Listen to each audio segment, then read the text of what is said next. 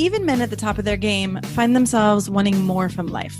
Whether it's more meaning, unshakable confidence, a bigger impact, more money, deeper love, a hotter sex life, or a powerful legacy. Find out how good your life can be on this episode of Man Alive. Also, as I've supported men in their love and work lives for 15 years now, many men ask for the right words to say to be more successful, attractive, and desirable. But I found it's not so simple as giving scripts or lines because every man is different. So giving words or scripts would be like giving a tall, thin man a shorter, wider man's pants, or vice versa. The words have to make sense for you and your personality, and there's so much happening beneath the surface that people are responding to. If you're interested in how to become a better lover and leader in your own unique way, go to shanajamescoaching.com/quiz, or you can text ALIVE to 44144. It only takes a couple minutes and you'll start to get an idea of how you can be both more respected and desired. After you fill it out, we can schedule a time to review your quiz and talk about your specific challenges and desires. So again, go to either shanajamescoaching.com/quiz or text ALIVE to 44144. That's ALIVE to 44144. Enjoy this episode of Man Alive. Hello and welcome to this episode of Man Alive. I'm your host, Shana James, and I'm excited to be here today to talk about creating a team culture of high performance, trust, and belonging. And one of my favorite people on the planet, Mike Robbins, is here with us, having written this book called We're All in This Together. And what I just said about creating team culture of high performance, trust, and belonging, this is the subtitle of the book. And thank you, first of all, so much for being here, Mike. This is really great to have you back. Absolutely. I'm honored to be back. Thanks for having me and looking forward to this conversation. Yeah. And I really have always respected you and felt your ability to be human in addition to, inspiring and doing work in the world for companies that helps them be more effective from such a human place. So I appreciate you for that. Thank you. And for those of you who don't know, Mike Robbins is the author of 5 books, including Bring Your Whole Self to Work and the new one, We're All in This Together. And he's a former pro baseball player whose playing career ended due to injury. So for the past 20 years, he's been a sought-after motivational speaker who delivers keynotes and seminars for some of the top companies in the world, including Google, Wells Fargo, Microsoft, Schwab, eBay, and the Oakland A's. And Mike and his work have been featured in the New York Times, Fast Company, the Wall Street Journal, on ABC News and NPR. He's a regular contributor to Forbes. So, it's, again, such an honor to have you. And thank you for bringing the humanity into all of these big corporations. Yeah, well, it's funny sometimes when I think about working with all these companies. And, Shannon, you and I have known each other for years. I started doing this work because I was really interested and fascinated and wanted to help people and wanted to continue my own growth and development. I didn't necessarily think, I'll get all these big corporations to hire me and bring me in. I was grateful and humbled when companies like Wells Fargo and Chevron in the early days when I was doing this were asking me to come and if I would speak. And I said, of course. But what I found was, maybe because I started as young as I did. I mean, I'm 46 now and I started doing this at 26. Wow. You did start really young. Yeah. And it was, I played ball. I got hurt when I was in the minor leagues with Kansas City after playing in college and, moved back home. I grew up here in the Bay Area where I still live and then worked in the .com world in the late 90s and then lost my job in 2000 when the .com bubble burst. And I just really had this fascination.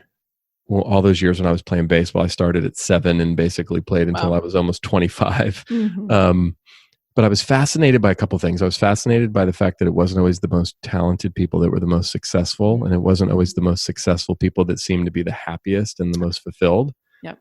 So I was curious about that individually.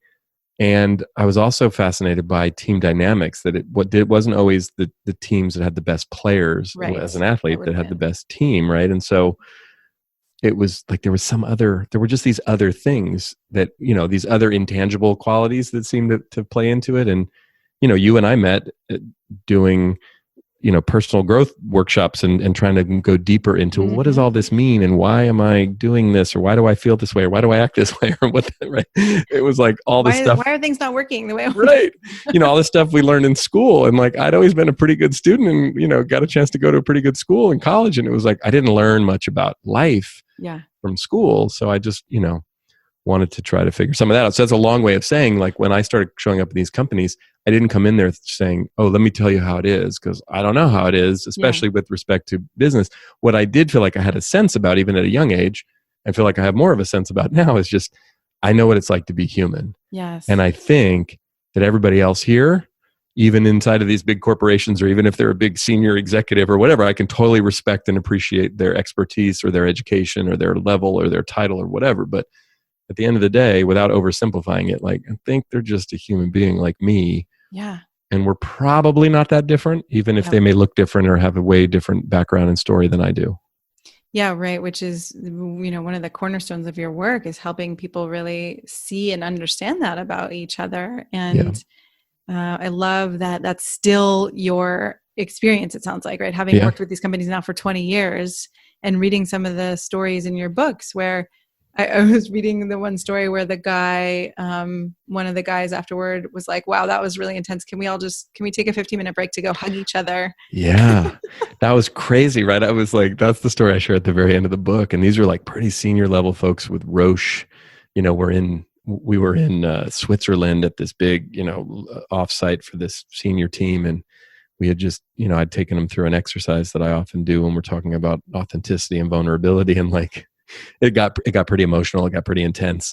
And I was about to, sort of send him on a break. And this guy who'd been really quiet, and he was in the room as I'm looking at him, as I often do, and thinking, I'm not sure how this is working for him or if this is okay. He's the one that raises his hand and says, Mike, would it be okay if we actually just spent a few minutes going around and giving each other some hugs? And I was like, yeah, absolutely. Are you kidding? Like, and it's just those moments for me. And it goes all the way back, I think, Shana, to when I was a kid growing up, single mom, grew up in Oakland, in the San Francisco Bay Area, and with an older sister. Mm-hmm. So my experience of being a boy was unique in that I had a lot of female influence, right? My dad wasn't around, and my dad had bipolar disorder and like was literally like out of the picture for the most part. So it was my mother and my sister, and who were the most significant people in my life and really raised me. And here I was, this boy who was pretty sensitive, but happened to also be a pretty good athlete. So I'm on these teams and I'm around these other guys and it's really competitive. And like, I would often feel uncomfortable because like the guys would all start wrestling and like, because they had brothers and like, that's how they interact. And I'm like, oh God, someone's going to hurt me. That was kind of, but I had to act tough because I didn't want them to think that I was weird and soft and couldn't wrestle or whatever it was. Right. Yep. But one of my favorite experiences from playing baseball, and I've written about this before because it was so simple, but it was poignant, was like the last day of the season, all the way from the time I played like T-ball and Little League, all the way through till I played in college at Stanford and then played professionally. The last day of the season is usually kind of a bittersweet day because unless you win the championship, which doesn't happen all that often, you would lose. And now the season would end with a loss. And it was usually, and even if the team was really good, you'd like lose in the championship or lose in the playoffs or lose. And it was like emotional and it was sad and we put so much into it. And what would happen on the last day of the season, inevitably, is that some of the guys would cry. Right? Like not everybody, but just some of them. And I always loved that, as much as I hated it because it was like we lost and I was upset too, but I loved seeing them cry because I was like, we're allowed to cry. We're like, all human. We're allowed to cry. Like, and even like the biggest, toughest, meanest guy that scared me the most on the team, I'm like, he's over there crying. But and it was the one day of the year that nobody got shamed and nobody got made fun of for doing it. It was like you had a pass. Yeah. Right? People didn't make a big deal about it. You didn't have to cry and you weren't expected to. It was one of these, like, no one said anything. It was kind of everyone sort of looked the other way. Wow. Now, we didn't go and like hug each other and nurture each other all that much, but we just sort of left each other alone. And those moments to me were so important because I was like, oh, beneath all of the veneer and all of the armor, there's like real people in there just like me. And it made me feel less crazy and more connected on a human level. And I've always been oriented around that and wanting to try to find where's the common ground for us as humans. Because I think there's way more similarities that we have mentally and emotionally than we let on. And that we can see on the surface. Mm-hmm. Mm-hmm. Right. I mean, which speaks to the title. We're all in this together. And it's fascinating to me when I looked at the title of your book and I, emailed you and was like, oh my God, this is the perfect, it's coming out seriously right now in the midst of the pandemic when that's like the slogan, we're all in this together. So, I mean, I'm curious, right, how having the book come out right now is for you, and that it's, it is connected to what's going on right now. It's weird in a way. I mean, because I didn't write this book thinking it was going to come out, in the midst of this thing that we're all experiencing that nobody expected and is unprecedented, at least in all of our lifetimes. I wrote the book really for two reasons. I mean, the one, first and foremost, in a very practical way, it's like, my work focuses on teamwork and culture and performance. That's what a lot of these companies hire me to, right? So there was, but I've never actually, in all my books, I've touched on teamwork in different ways. I've never actually written a whole book that really goes into the depths of what I know, what I've learned. And I did some more research specifically for this book. So I wanted to do that. The second reason, though, that I wrote the book, and I wanted it to come out in 2020, and Michelle, my wife, and our girls, Samantha and Rosie, like, they were not on board with me writing another book so fast. Because I mean, like, my process, I don't know how other people, I have friends who can like pump books out and it's not that big of a deal. For me, it's not that easy. It's not that pretty. It's a arduous like process. Yourself into a room. Yeah. I have to go away and I'm more of an extrovert. So sitting in a room by myself with the computer writing isn't my favorite thing to do. And so there's a lot, and then the process of it even coming out, there's just a lot of work and energy involved. But I felt this like knowing I have to write this book and I have to write it now and it has to be called We're All in This Together. And I had to fight with my agent and my publisher and a bunch of people for the title. They were like, it's weird, it's soft, we don't get it, it doesn't make sense. I'm like, it totally makes sense to me. I don't know what you guys are talking about. Like, this is the mantra of my life and my work, and it's so important. That doesn't give you a trust in your inner knowing. I don't know what would, right? Right. Now they all questioned it, and now it's like the statement of our time. Right. Well, and so, but the reason that I wanted, the secondary reason was like, I want this book to come out in 2020 in the midst of, here in the US, in the midst of this presidential election year. Like, we have been so unbelievably divided in this way that's like, look, it's not new. It existed long before Donald Trump was president. In the last 3 years, I get up, but there's a level of it. And I travel around the country a lot, and I'm like, it is so palpable to me that something is different. And this is also a global phenomenon. And I don't know anybody, even people that I vehemently disagree with politically, I don't know anybody that thinks, hey, you know what I think is a really good idea? If we're super divided and we're hating each other and yelling at each other, like, that's really the pathway to us being the greatest we can be, right?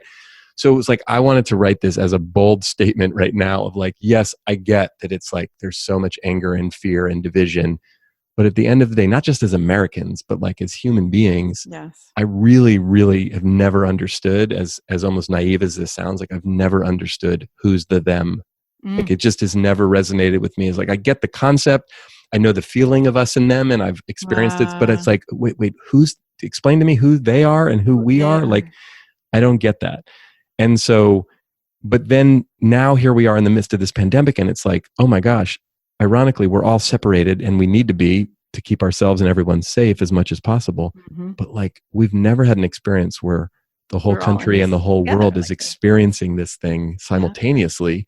Like, it doesn't matter how rich you are, famous you are, successful, whatever. It's like, we're all at home dealing with ourselves and or our families, if we have families that we live with, like, in this very human, vulnerable way that is, scary and profound.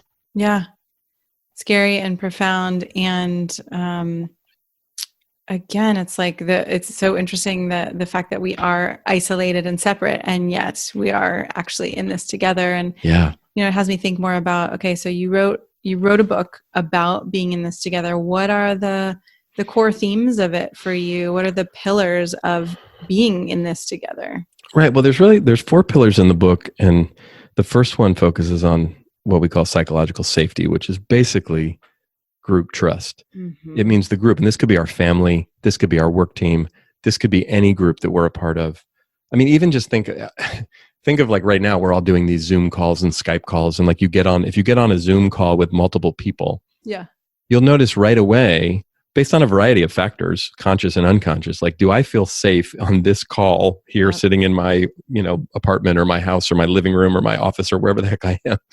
Like, does it feel safe enough for me to be myself, to speak up? Right. To actually speak up. To take a risk, to be bold. So psychological safety is it's about the individuals, but it's more about the group itself and the norms that the group creates. Like, this is how we operate. Right. And one of the things, and that is made up of individuals, right? It's like every individual has an impact on the group. But then there's also groupthink. And think about this in the context of a lot of your work and some of the differences between men and women. And it's not that, look, there's a whole dynamic that exists when women are together in groups. But one of the many things that we learn as men from the time we're really little is like what we're not allowed to do. Boys don't cry, suck it up, be a man, all these things that I learned really early on as a kid, as a boy, playing sports and being around. I was like, oh, if I cry, not only am I upset about whatever I'm crying about, I'm going to get made fun of and rejected and shamed and ridiculed. Like, that's worse. So learn how to suck it up, even when I'm in pain or I'm scared, because what might happen if I admit that is even worse than the pain or the fear. Wow. Right? And that's kind of a social dynamic that exists that, we consciously do that, but a lot of it is unconscious. So psychological safety is starting to break down understanding the dynamics of any team or group that we're a part of, and really looking at what can I do if I'm in a leadership position or just as a member of this group to make it as safe as possible for people to disagree with each other, for people to take risks, for people to even fail. They did a study at Google a few years back. I love this, the Aristotle study. This is one of my favorite topics. I love Right. So you know this, right? This psychological safety. Right. But Project Aristotle. And the cool thing about, so this was a study for people who aren't familiar with it. Basically, Google did this thing, and I've partnered with Google for the last 10 years. Really interesting company. They've obviously had a ton of success. They're very metric driven. They're data driven on everything they do. The decisions they make, the products and all the stuff, it's all about, it's got to make sense. There's got to be numbers behind it. Yeah. So what they did, and they've been really progressive over the years in what they've done culturally and how they've really invested in the growth and development of their people. They're one of the few companies, you and I were talking before we hit record, one of the few companies, I started partnering with Google in 2010. So it was, we were still sort of in the throes of the recession. And most of the companies I was working with at the time were obviously, needing to lay people off. They were cutting their budgets on things. There wasn't much happening. Not that they weren't interested. They just didn't have the resources. Google, now I didn't work with them prior to the recession, so I don't know what was different. But what I noticed was they were continuing to invest. They were continuing to hire in the middle of, a really significant economic downturn at that time, which I was impressed by. But so what they did with Project Aristotle was they brought in a bunch of researchers, a bunch of scientists, and they said, we want to try to solve this problem. Yes. What are the conditions necessary to create high performance for teams? Because we have some teams that really thrive, we have some teams that do okay, and we have others that struggle. What's the difference? And they spent 3 years, right? There are 5 things that came back. Number 1, by far the most important, was psychological safety. And what's interesting is they used the work of Professor Amy Edmondson at Harvard Business School was a lot of what they used in their research. And I had a chance to actually talk to Amy Edmondson on my podcast. Nice.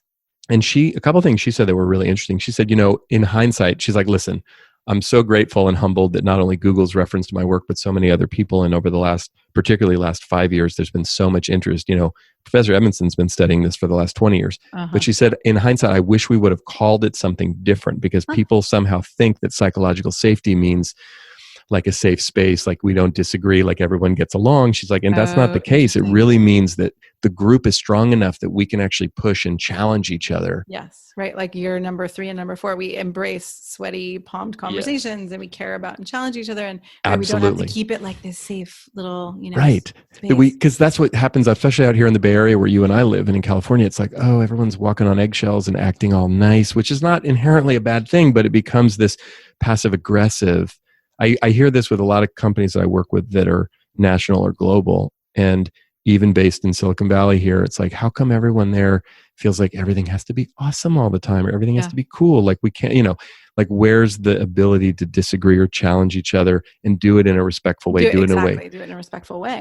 That brings us closer. I mean, think about personal relationships, right? It's like we got to learn how to, in our love relationships, like fight fair. Right. It doesn't mean like never fight. How to navigate when we have differing opinions. Otherwise, we're just shoving everything under the rug, and it's totally. it blows up. And you know, and I think, you know, so anyway, that one's a really big one. Yeah. And the best thing that we can do to create more psychological safety within our teams, within our families, within any group that we're a part of, is to show up authentically. You know, and you and I both know, having done a lot of work, each of us over the years, on authenticity, like it's easy to talk about or to say, right, but it's a lot harder to practice. Yes. Yeah. Right. Right. So, and I was appreciating, again, I think it was in that same story with the guy in Switzerland where you actually shared vulnerably about what was going on in your life and yeah, you know, with your sister and actually, right. I think about that. It's one thing to say, okay, here, you know, we are going to actually open up and be vulnerable. It's another thing to lead and be the first person on a team to actually go there. Right. Well, and it's tricky. I mean, we have to know ourselves. We have to know the group. You do have to read the room a bit, right? Because it's not necessary that we share everything that's going on in our life per se, but it is about, you know, right now, especially the leaders and teams I'm working with, it's like, okay, look, part of the job of a leader in this moment is to be the analogy or the example I keep using that seems to fit is like the pilot of an airplane. Right. And it's like, I fly a lot. I mean, obviously not right now, but when I'm on planes, you know, I don't like turbulence. I don't think anybody really likes it. Right. But it's like when the pilot comes on and says, you know, ladies and gentlemen, this is your captain speaking. We're about to hit some bumps up ahead. I'm going to ask the flight attendants, take a seat. We're going to discontinue the service. We're going to do our best to get through the bumps and get to some, you know, better air, and we'll keep you posted. That to me lets me know this is coming, lets me know they're in charge. And then when we hit the bumps, even if they're really big, I feel better, like, okay, they're in charge. They know this. But like when we hit the bumps and no one says anything and the flight attendants start flying around and everyone's freaking out, you're like, what is going on? Who's in charge here? Right. Now the difference is though, they're not vulnerably sharing like no, the pilots aren't saying that. So can you explain so the difference? So then, because then here, if we keep the analogy going, so let's just imagine I'm the pilot and I come on, I don't know how to fly a plane. I'm just using this. But if I come on and say, you know, here's what's happening, we're gonna do the best we can. I might then turn off the microphone and say to everyone in the cockpit, this is rough. Like, I'm scared, right? I don't know. Like these are bigger bumps than we've seen, or you know what I mean, with the truth of whatever's going on. So what I say, the reason why that's important to realize is that sometimes what's important to tell the group is you're not faking it. You're being transparent with here's what's happening, here's what's going on, here's what I know, here's what I don't know, here's what I think, or right. But sometimes, again, it's just like, think of this at home. Yeah. Right. I think with our daughters who are 14 and 11, like Michelle and I don't share everything with them that's going on in our marriage or our family or our finances. We don't keep them out of it for some kind of weird reason, but it's like, what's appropriate for them to know? Can we be transparent about it? And even I tell my girls all the time, you know what? Hey, your dad's about to go do this thing and I'm feeling scared about it. And I'm going to go do it anyway. And then I'll tell you how it goes. And I'll come back and be like, yeah, I was freaked out. And like some of it went well and some of it didn't, so that they don't think I'm some kind of superhuman being. Robot. But at the same time, too, it's like the teams that you work with, right? The closer in that people are in a way. And when there's like a same level, it's not parent to child or, you know, C-level to someone who's like working customer facing or whatever. There is a sense of, okay, like you said, in the cockpit, like now we're all on the same level. So let's get real about what's really going on here so we can actually make an appropriate decision about what we're going to do. Otherwise, if we're all kind of just like, yep, I got it together, you got it together, we're not actually going to be connected and able to navigate this together. Totally. And look, and this is a place where we're much less prepared for situations like that, sort of the way we're wired, the way we're raised, the way we're trained. Because the way that most of us, and I, for good reason in a lot of cases, you know, we're trained as men from the time we're really young to act like we know what we're doing, to act like we're confident, to fake it to, not that women aren't trained in their own way, but there's a unique set of training that we get. So what it means is, again, you don't show vulnerability in general. You especially don't show vulnerability to other people around you. Like, again, I think about this from other people you're working with who are maybe responsible for your paycheck or who, you know, because we're wired to, I think, again, this is a generalization, but as men, we're wired to and trained to compete as opposed to connect. So it's more important if I, share with you man to man, this especially with other men, it's not with women, it's a different dynamic, but in general, if I show you some vulnerability, you might then use that against me and have an advantage over me. And now I'm going to be less effective in competing with you. Yep. So therefore, I'm not going to do that. Yeah. I'm going to act like I'm good. I'm fine. It was like, again, all those years as an athlete, I would be really nervous before the game, always. Yes. And this never went away. Even as I got older and I got stronger and I got better and I had more confidence, in some ways, I would get more nervous because it was like I had more to lose. There was more at stake. Yep. And my teammates, I would look around at my teammates and they, even the ones I was close with and knew really well, they all seemed way more confident than I felt. So I was like, okay, maybe there's just something wrong with me. I'm definitely not going to admit it because that would be bad. Yeah. I just have to somehow suck it up and figure out how to be tougher and stronger. And that created an enormous amount of internal strife for me. That what I then realized many years later, of course, Shannon, was everybody else was doing that too. Right. Everyone's doing and I was like, oh my God, why are we wasting all this time and energy trying to perform for each other as opposed to really connecting with each other so that we can perform together? Right. Which then has me look at the second pillar of focus on inclusion and belonging, and especially that sense of belonging. If we knew we weren't going to be abandoned or thrown out of the team or of the company for having certain feelings or for having certain opinions, then it makes it safer to actually risk. And that's the fear, right? I mean, the thing that's interesting, what I found, so I really, this particular chapter, so, the first pillar is about psychological safety. The second's about inclusion and belonging. The third and the fourth, which you touched on briefly, right, about embracing sweaty palm conversations is the third one. And then caring about and challenging each other is the fourth one. 1, 3, and 4 in this book are things that I've talked about, written about, focused on, researched before in different ways. I learned new things about them and sort of presented them in this way. This second pillar of inclusion and belonging is not new in the sense that new to me thinking about it, but new to me writing about it. And we were talking a little bit about this before we hit record. But for me, my experience in life growing up, part of that I never quite understood the who's the them and who's the us, because everyone seems like us to me. Yeah. In some ways, growing up as a boy raised by my mom and with an older sister created an interesting dynamic for me in my house, because it was like I loved these females and they loved me and I felt really loved and supported by them, but we were different. And there was this way, especially by the time I got to puberty and going through adolescence and realizing, and my sister went off to college and it was just me and my mom.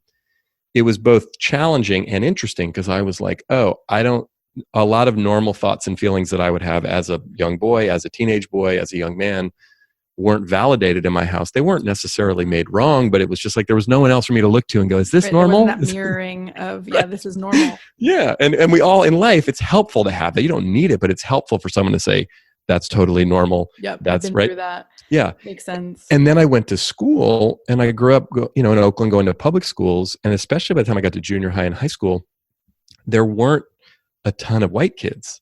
So although I'm white and I'm male and I'm straight and I'm in all these categories, I check all the boxes of in the majority, in the sort of dominant position in our culture. I didn't have that experience though, personally, because I wasn't in the majority. And by the time I'm in high school, I'm like a senior in high school. I was the only white kid on our basketball team. I was the only white kid in the whole league. I was this kid who was like popular, I was like the class president, but there were 18% white people that graduated from Skyline High School in 1992 when I graduated. Wow. And so the predominant culture, the music, the movies, the TV shows, all this stuff was focused on African-American culture. And so for me, it was, I enjoyed that. I felt comfortable with that. It wasn't that it was that strange or weird in any sense, but again, I don't know what it's like to be female. I don't know what it's like to be a person of color. In like my experiences, I am who I am.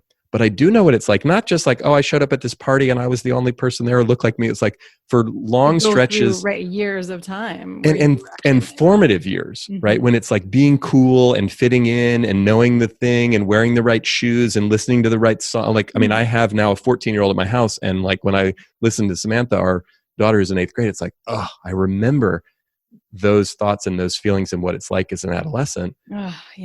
Right? Which is hard for all of us, but also to be in a position. So again, that doesn't somehow give me some special power or like, now I know, I'm not trying to claim all that, but I do have an experience that's still in my bones from, those formative years of my life of what it feels like to not be part of the dominant group. Yes. Whereas now in my life, I walk around in the world and I mostly feel like I am, because, I walk into rooms, and as I say to men all the time, as a man, we don't have to think about our gender all that often unless we choose to, or unless we're put in a position where it's like, oh, it's all women here, or it's brought up. And again, I don't know what it's like to be a woman, but almost every woman I talk to, they're much more aware of their gender all the time than most men are, right? And if you're, live in a place like here in America, as diverse as we are, if you're not white, you're aware of your race probably a lot more than white people are. If you're not straight, you're aware of your sexual orientation a lot more than straight people are, because the world is oriented around those things. And so these issues are fundamentally important both to teams, but to culture in general, because we're either unaware of certain dynamics that are at play, or we're super aware of them and trying to figure out how we navigate ourselves in a way. Like, I wrote a book called Bring Your Whole Self to Work, was my last book, right?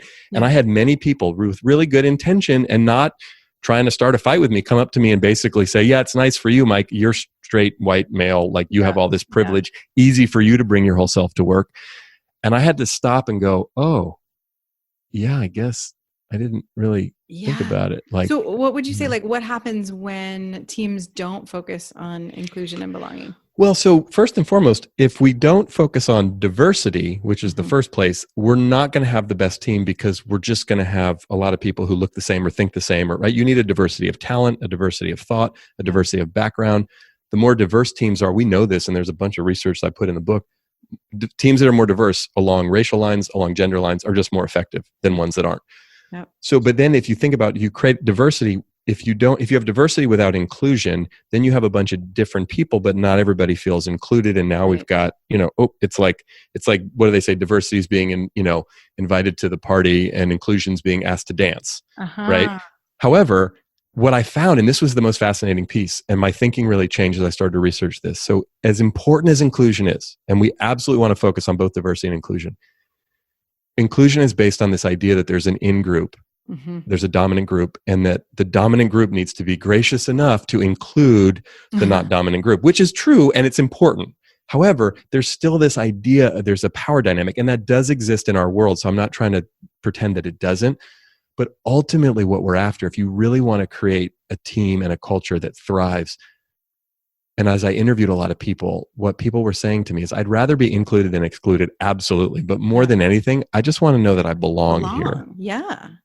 It makes so much sense. And that, by the way, Shana, is a fundamental human need. That's on Maslow's hierarchy. After physiological needs and safety needs come our belonging needs. And that does not, men need to belong and women need to belong. People who are young and old, people who are gay and straight, people who are black and white, and, we all have this fundamental need. And we also, this is another part, because I talk to other white people, other straight white men like me, who will say things to me, and understandably, like, look, I would really love to be more of an ally and advocate. I want to help and support and be engaged. I don't know how. I don't know what to say. I don't know what to do. I don't know if I'm really invited or included in that. I'm afraid I'm going to say something and someone's going to think I'm sexist or racist or homophobic, and I'm not, but I don't know. And so like, the irony of a lot of diversity and inclusion programs inside of organizations, as much progress as they've made, there are a lot of people who look like me who don't feel included in that conversation and don't know how to participate. So again, this is not about placating to people who look like me. However, what it is about is, wait a second, if we focus on belonging without pretending like diversity issues aren't important or inclusion issues aren't important, they are. But every single person on the planet knows exactly what it feels like to belong. And we also know what it feels like to not belong. We've all had that. Some of us have clearly had that experience more painfully and more significantly than others, but we've all had experiences in life when we felt like we didn't belong. Therefore, everybody actually has the credibility to engage in a conversation and really look at, how do we create more belonging? Because we know what that means, and we know what it's like when that doesn't exist. I love that. It's interesting too, to take it out of that inclusion where there is a dominant group who's welcoming another, and actually put it in terms of, okay, as a whole group, how do we create belonging together? Well, and part of it too is also for men specifically, and men who if we find ourselves in any positions of privilege or power. And the tricky thing about privilege is look, that's such a trigger word these days, right? Yeah. It's thrown around almost like a slur, or like privilege. It's like, I mean, when I really started to think about this for myself, it's like, okay, when I think of privilege in my mind, I'm thinking like, oh, you're like a silver spoon in your mouth, Rockefeller. Do you know what I mean? You come from some legacy family. Yeah. That's not what privilege. I mean, there are clearly people who come from families like that or grew up in that way, but that's much more the exception than the rule. Right. And growing up, like where I grew up and how I grew up and the environment in which I grew up, I'm like, oh, I'm not privileged. Like it took me a long time to start to really understand and embrace my own privilege. Right. Because I think the fear that many of us have is if we acknowledge that we're privileged, it somehow means, oh, you didn't work hard or you didn't deserve it, or you, right? I mean, and I think both things can be true. Like I can honestly say from my own experience of my life, I feel like I'm incredibly privileged and I've worked really hard. Yes. And both are true. And both are true. And actually, both can be true. Right? Yeah, absolutely. Like, and I look at my life and realize, you know what? My life exists the way that it exists in part because I am the race and the gender and the orientation that I am. Some of those things allowed me to navigate through the world in certain ways that some of the times in my life that I fell down literally and had setbacks. If and I just love the humility of you being able to say that and know that it doesn't have to take away from the fact that you've worked incredibly hard, to get to where you are. And again, some of it is just like, if I were a woman, if I were a person of color, if I were different things, it's not that I couldn't have still succeeded. I absolutely could have, but my life story would be very different if those things were the case. And I think that's true for all of us. And so again, it's like, there's an example I found, and I put this in the book that I thought was really interesting about a way a high school teacher teaches his class about privilege. Yeah. And he said what he does is he passes out pieces of paper to everybody in the class, and they're all sitting in rows. And he says, okay, I want you to crumple up the piece of paper into a ball. I'm going to put this little garbage can. He puts it up in front, right by the board. And he says, this can represents success, making it in our culture here in America. And it's the land of opportunity. So everyone has a shot. What I'd like for you to do is sit in your seat, and from your seat, throw your little paper ball in, see if you can make it into the can. And if you make it, you've made it. If you miss, sorry, you didn't make it. Right. And everyone's like, it's an exercise. Like, hey, wait a minute. And I'm sitting in the back. Right. The kids in the back are like, what's up with that? That's not fair. And then he stops everyone and he says, okay, you're right. Now let's break this down. If you're sitting in the back of the class, you have a much harder shot. It's not impossible. It's just harder. Yep. And he said, if you're sitting in the front, it's not a slam dunk. You still have, 10 feet or whatever it is from your seat to make it. So you still, right. He said, notice those of you in the back were the ones complaining the most.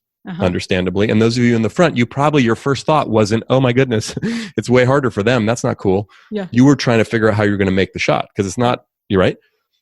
And he said, basically, like, this is what privilege is. It means we don't all start at the same place. We all have a shot, but we don't all start at the same place. And part of what we can do with our privilege is we can use our privilege to support people who have a harder shot. And he said, and then he said, I end the lesson by saying education is a privilege.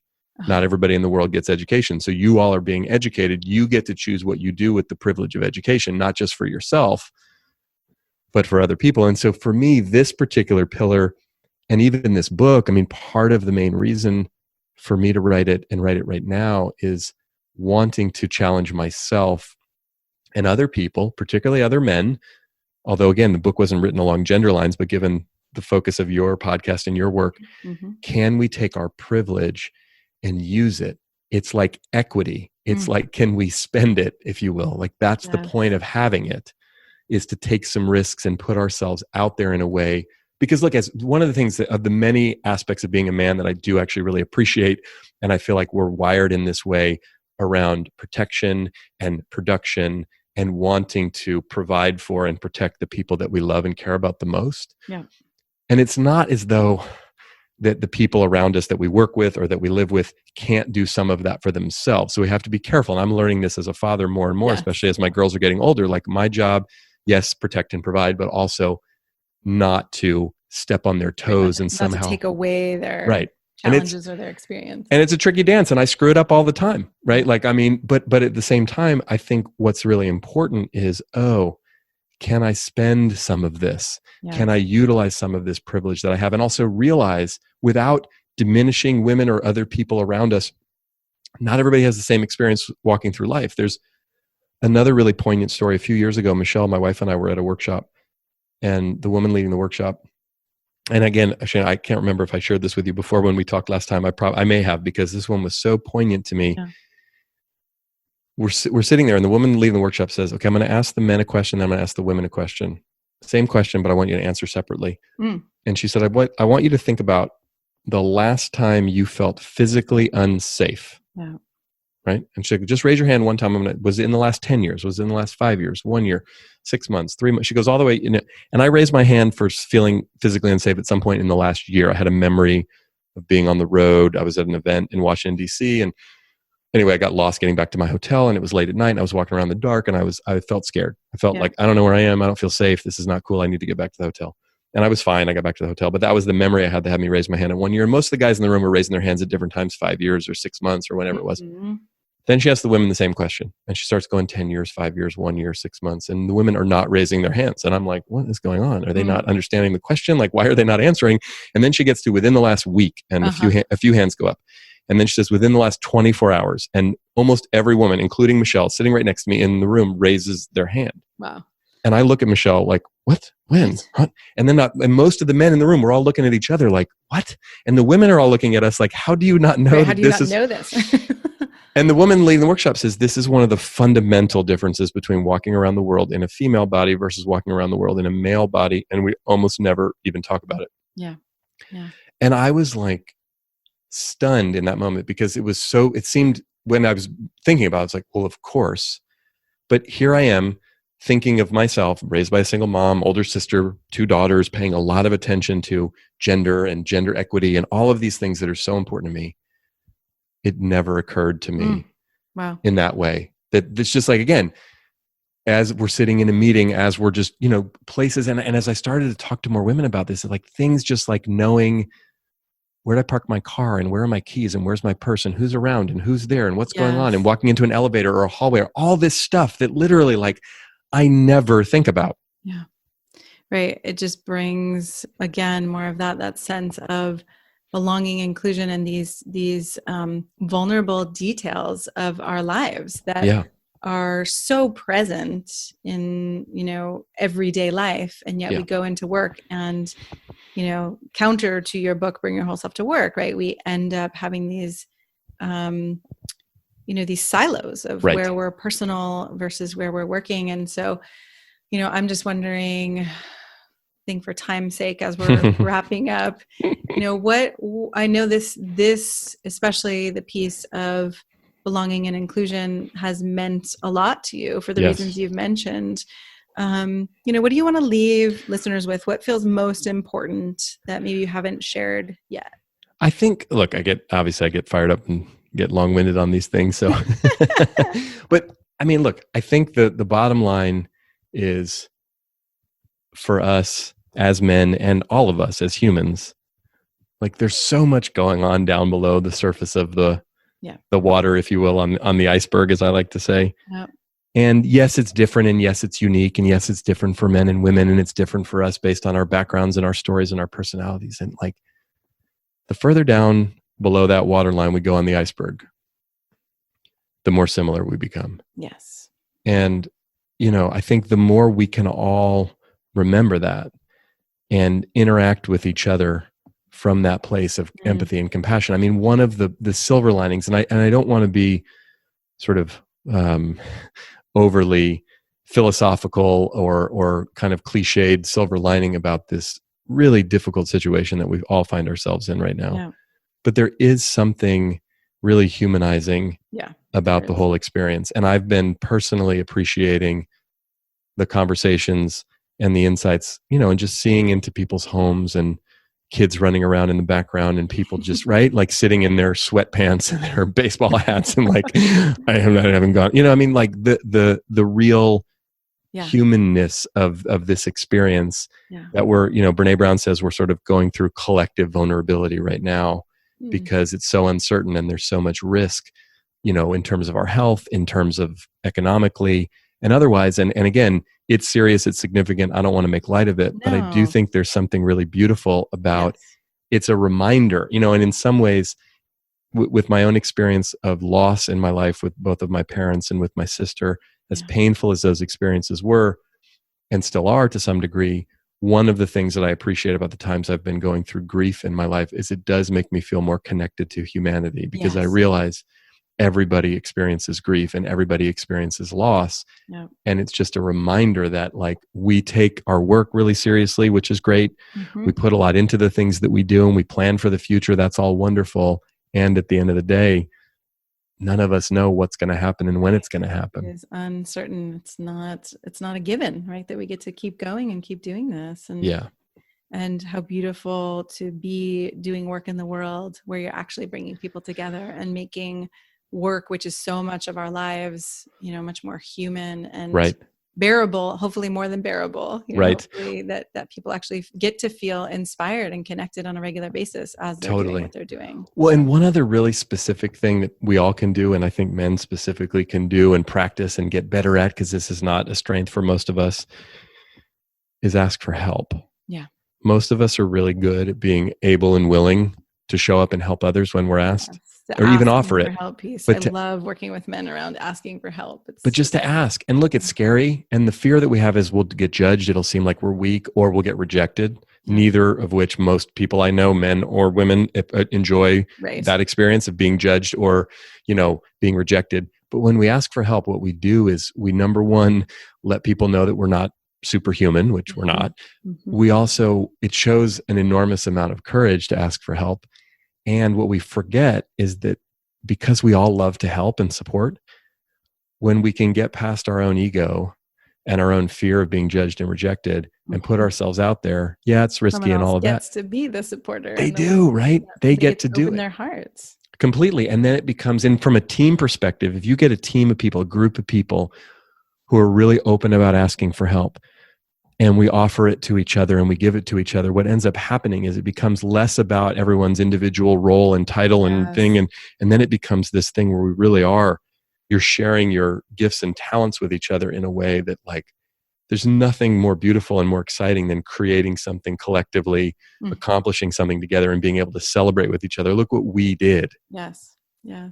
Thank you. Thank you again for helping people, bring the humility and the humanity and see that actually we can do more together than we can do on our own.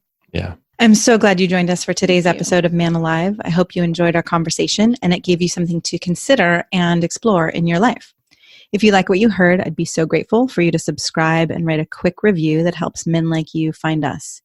And again, head over to ShanaJamesCoaching.com/quiz or text the word ALIVE, ALIVE, to 44144 to get a sense of how you can become a better lover and leader. You'll start to see how you can be both more respected and desired in your unique and genuine way.